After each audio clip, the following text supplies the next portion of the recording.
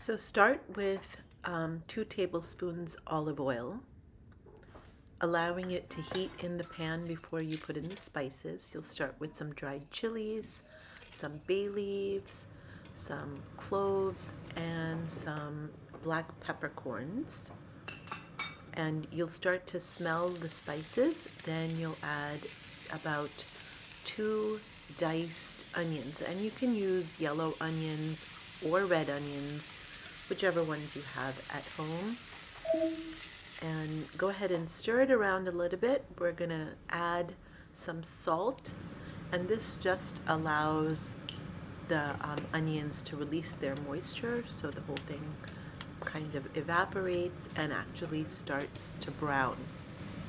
Now we don't need it to brown too much, so you're gonna add 2 good tablespoons of ginger and 2 good tablespoons of garlic diced up.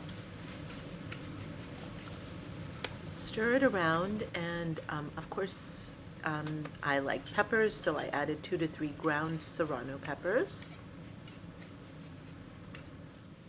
Go ahead and while it's cooking, crush 3 to 4 pods of green and black cardamom. You can throw it all in, or if you prefer, remove the skins before adding it and just add the seeds. That's your choice.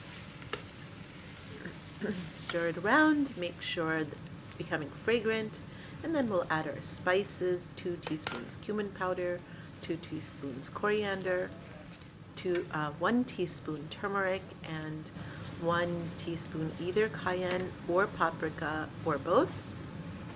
So it's starting to stick a little bit, so I'm gonna go ahead and add a tiny bit of water just to deglaze. And if your pan isn't sticking, don't worry about it. So that's just to get that flavor off of the pan and back into the mixture.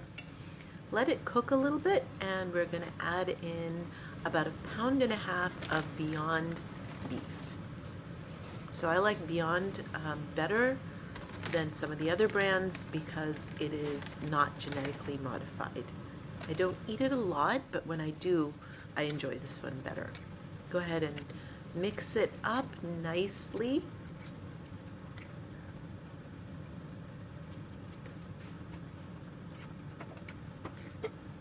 And then we're going to add 2 really chunky spoons of tomato paste. So this adds a lot of umami and flavor, and it also starts to bind it together nicely. So don't be shy. You can also use crushed tomatoes if that's what you have on hand. Don't worry about it. So yep, I decided I needed a little bit more for the flavor, and the star ingredient, which no one will know, miso.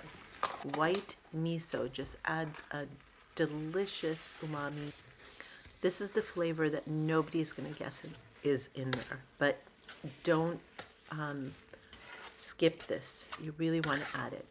Go ahead and stir everything really nicely, and then we're going to cover and let it kind of cook on low, letting all the flavors develop and really come together beautifully. And after about 20 minutes, go ahead and add 1 cup of frozen peas.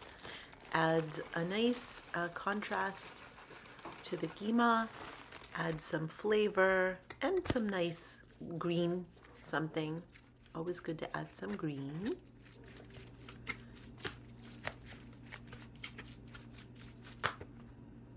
Right, so we're going to serve this with the pao and pickled onions. Don't forget the pickled onions.